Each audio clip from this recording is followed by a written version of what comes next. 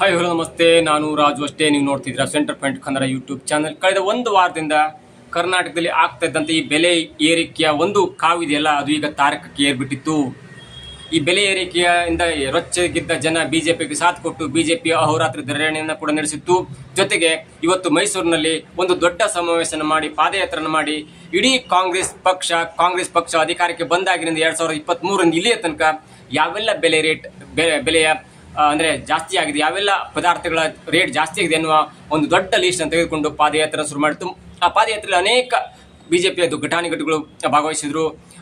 ವಿಜೇಂದ್ರ ಆಗಿರ್ಬೋದು, C T Ravi ಆಗಿರ್ಬೋದು, R Ashok ಆಗಿರ್ಬೋದು, ಅಶ್ವಥ್ ನಾರಾಯಣ ಅವರು, ಹೀಗೆ ಅನೇಕ ಘಟಾನುಘಟಿಗಳು ಆ ಪಾದಯಾತ್ರೆಯನ್ನು ಕೈಗೊಂಡು ಕಾಂಗ್ರೆಸ್ ಪಕ್ಷಕ್ಕೆ ಬಿಸಿ ಮುಟ್ಟಿಸುವ ನಿಟ್ಟಿನಲ್ಲಿ ದೊಡ್ಡದಂಥ ಒಂದು ಕಾರ್ಯಕ್ರಮವನ್ನು ಹಮ್ಮಿಕೊಂಡಿದ್ರು. ಹಾಲಿನ ರೇಟ್ ಜಾಸ್ತಿ ಆಯಿತು, ಪೆಟ್ರೋಲ್ ರೇಟ್ ಜಾಸ್ತಿ ಆಯಿತು, ಡೀಸೆಲ್ ರೇಟ್ ಜಾಸ್ತಿ ಆಯಿತು, ಮೆಟ್ರೋ ರೇಟ್ ಜಾಸ್ತಿ ಆಯಿತು, ಡೀಸೆಲ್ ರೇಟ್ ಜಾಸ್ತಿ ಆಯಿತು. ಹೀಗೆ ಅನೇಕ ರೀತಿಯ ಎಲ್ಲಿ ಹೋದರೂ ಕೂಡ ಬೆಲೆ ಏರಿಕೆ ಕಾವು ಜನಸಾಮಾನ್ಯ ಹೇಗೆ ಬದುಕಬೇಕು ಎನ್ನುವ ದೃಷ್ಟಿಯಲ್ಲಿ ಜನ ಯೋಚನೆ ಮಾಡಿಕೊಂಡು ಇದ್ದರೆ ಆ ಒಂದು ಕಡೆ ಕಾಂಗ್ರೆಸ್ ಪಕ್ಷ ಬೆಲೆ ಏರಿಕೆ ಮಾಡ್ತಾನೆ ಇತ್ತು.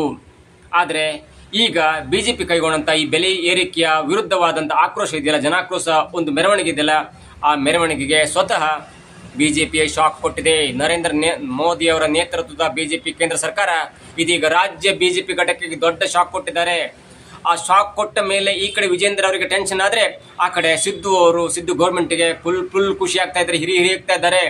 ಯಾಕಂದರೆ ಅದಕ್ಕೂ ಒಂದು ಕಾರಣ ಇದೆ, ಅದನ್ನು ಕೂಡ ಹೇಳ್ತೇವೆ ನೋಡಿ. ಒಂದು ಕಡೆ ರಾಜ್ಯ ಸರ್ಕಾರ ಬೆಲೆ ಏರಿಕೆ ಮಾಡ್ತಾನೆ ಇದೆ, ಆದರೆ ಅದಕ್ಕೆ ಯಾವುದಕ್ಕೂ ತಲೆ ಕೆಡಿಸ್ಕೊಳ್ದಂಥ ಈ ರಾಜ್ಯ ಸರ್ಕಾರ ಅಥವಾ ಸಿದ್ದು ಸರ್ಕಾರ ಬಿಜೆಪಿ ಮೇಲೆ ಗೂಬಿ ಕೂರಿಸ್ತಾನೆ ಇತ್ತು. ನೀವೇನು ಬೇಕಾದರೂ ಮಾಡಿ, ಸಿದ್ದರಾಮಯ್ಯನವರ ನೇತೃತ್ವ ಸರ್ಕಾರ ಹೇಳ್ತಾನೆ ಇತ್ತು. ಇದಕ್ಕೆಲ್ಲ ಕಾರಣ ಮೋದಿ ನೇತೃತ್ವದ ಕೇಂದ್ರ ಸರ್ಕಾರ. ಬೆಲೆ ಏರಿಕೆ ಕಾರಣವೇ ಮೋದಿ ಸರ್ಕಾರ ಎನ್ನುವ ನಿಟ್ಟಿನಲ್ಲಿ ಭಾಷಣವನ್ನು ಬಿಗಿತಾನೆ ಇತ್ತು.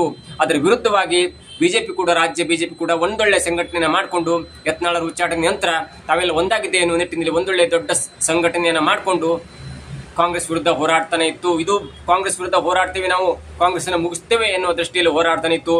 ಇವತ್ತು ಕೂಡ ಮೈಸೂರಿನಲ್ಲಿ ದೊಡ್ಡ ಸಮಾವೇಶವನ್ನು ಮಾಡಿ ಕಾಂಗ್ರೆಸ್ ಪಕ್ಷದ ದುರಾಡಳಿತ, ಕಾಂಗ್ರೆಸ್ ಪಕ್ಷದ ಬೆಲೆ ಏರಿಕೆ ವಿರುದ್ಧ ಹೋರಾಡ್ತಾನೆ ಇತ್ತು.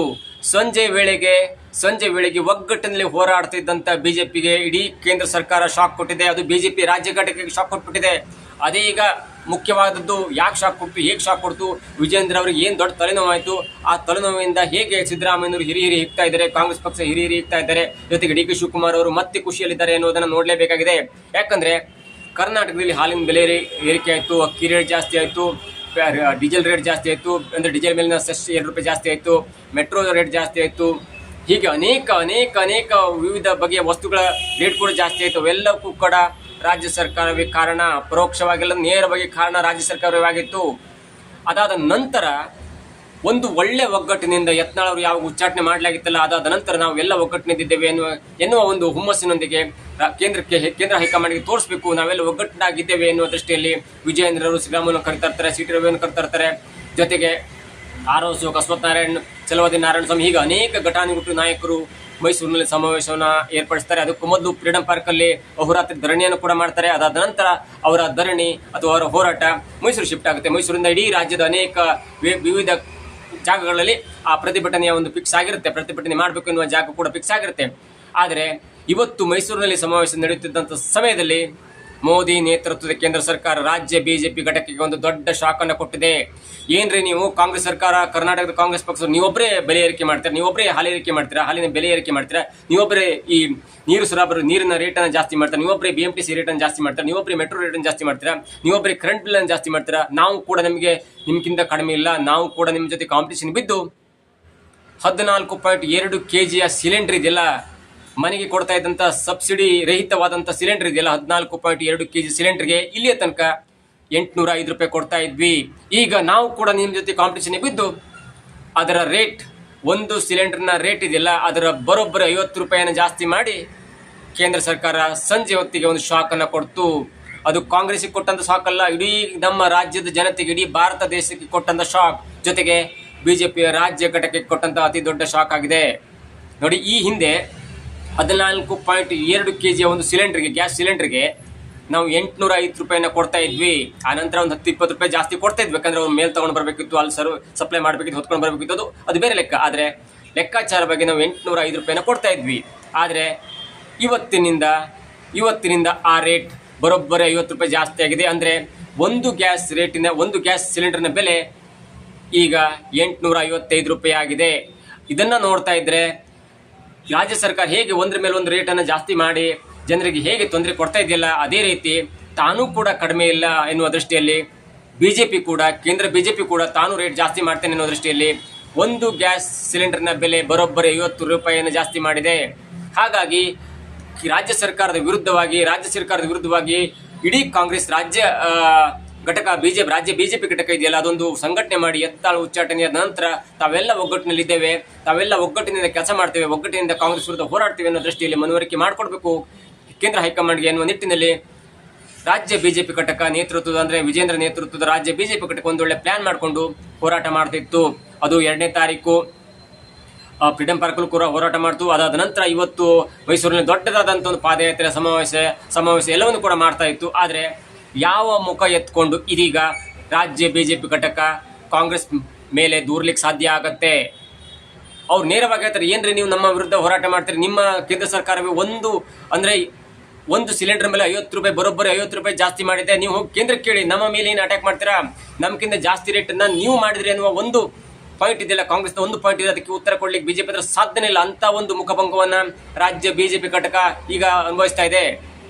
ನೋಡಿ, ರಾಜ್ಯ ಕಾಂಗ್ರೆಸ್ ಸರ್ಕಾರ ಅನೇಕ ರೀತಿಯ ಬೆಲೆಗಳನ್ನು ಏರಿಸಿದೆ. ಆದರೆ ಆ ಬೆಲೆ ಏರಿಕೆ ವಿರುದ್ಧ ಯಾವಾಗ ವಿಜೇಂದ್ರ ನೇತೃತ್ವದ ಈ ಬಿಜೆಪಿ ಘಟಕ ಹೋರಾಡ್ತಾ ಇತ್ತಲ್ಲ, ಅದು ಒಂದು ಹಂತಕ್ಕೆ ತಲುಪ್ತಾ ಓಕೆ, ಒಂದು ಹಂತಕ್ಕೆ ತಲುಪಿಸಿ ರಾಜ್ಯ ಕಾಂಗ್ರೆಸ್ ಸರ್ಕಾರಕ್ಕೆ ಒಂದು ಬಿಸಿ ಮುಟ್ಟಿಸುತ್ತೆ.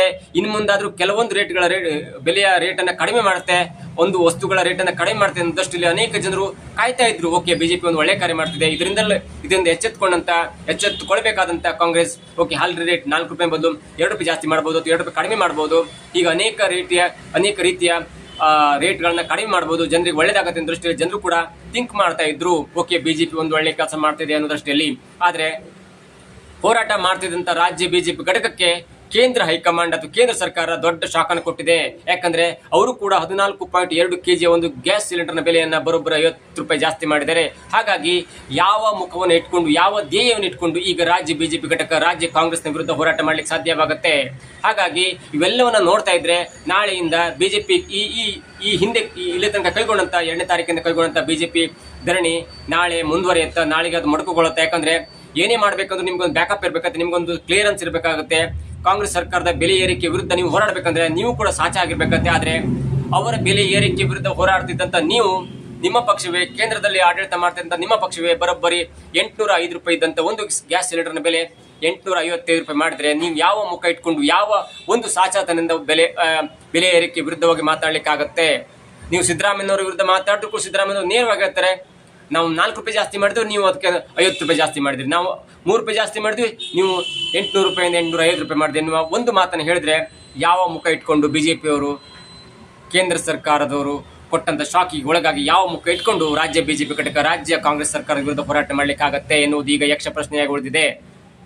ಏನಾದರೂ ತೇಪು ಹಚ್ಚುವ ಸಲುವಾಗಿ 1-2-3 ದಿನ ಅದನ್ನೇ ಮುಂದುವರಿಸಿದ್ರು ಕೂಡ ಅಚ್ಚರಿ ಪಡಬೇಕಾಗಿಲ್ಲ. ಯಾಕಂದ್ರೆ ತಾವು 800ರಿಂದ 855 ಮಾಡಿದ್ವಿ, ನೀವು ಹಾಗಲ್ಲ 24 ರೂಪಾಯಿಂದ 28 ರೂಪಾಯಿ ಮಾಡಿದ್ವಿ, 1 ಲೀಟರ್ ಬೆಲೆಯನ್ನು 40 ರೂಪಾಯಿಂದ 45 ರೂಪಾಯಿ ಮಾಡಿದೆ ಅನ್ನೋ ದೃಷ್ಟಿಯಲ್ಲಿ ನಮ್ಮದು ಪರ್ಸೆಂಟೇಜ್ ಕಡಿಮೆ ಇದೆ, ನಿಮ್ಮ ಪರ್ಸೆಂಟೇಜ್ ಜಾಸ್ತಿ ಇದೆ ಅನ್ನುವ ನಿಟ್ಟಿನಲ್ಲಿ ಈ ಬಿಜೆಪಿ ಅಥವಾ ರಾಜ್ಯ ಬಿಜೆಪಿ ಘಟಕ ಕಾಂಗ್ರೆಸ್ ವಿರುದ್ಧ ಹರಿಹಾಯ್ದ್ರು.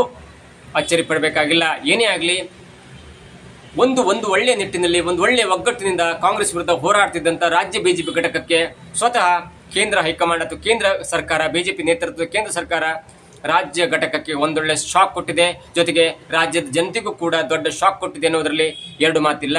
ಏನೇ ಆಗಲಿ, ಈ 2 ಸರ್ಕಾರಗಳು ಜನರನ್ನ ಹಿಪ್ಪಿ ಮಾಡ್ತಿದೆ ಎನ್ನುವುದು ಈಗ ಮೇಲ್ನೋಟಕ್ಕೆ ಕಂಡು ಬರ್ತದೆ. ಇದಾಗಿತ್ತು ಇವತ್ತಿನ ವಿಶೇಷ. ನೋಡ್ತಾ ಇರಿ centre point Kannada YouTube channel.